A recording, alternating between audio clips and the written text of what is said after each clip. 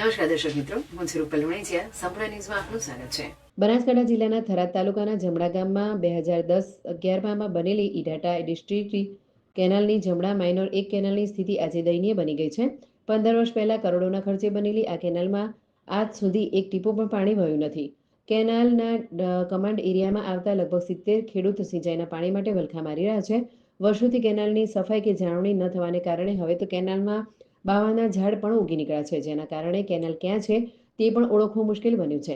આશ્ચર્યની વાત એ છે કે નર્મદા નિગમ દ્વારા ખેડૂતોને રવિ સિઝન 2024-25 માટે પિયત માંગણા પત્રક મોકલવામાં આવે છે.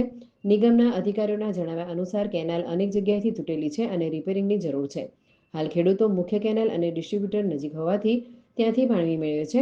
ખેડૂતોમાં સરકાર અને તંત્ર પ્રત્યે ભારે રોષ જોવા મળી રહ્યો છે.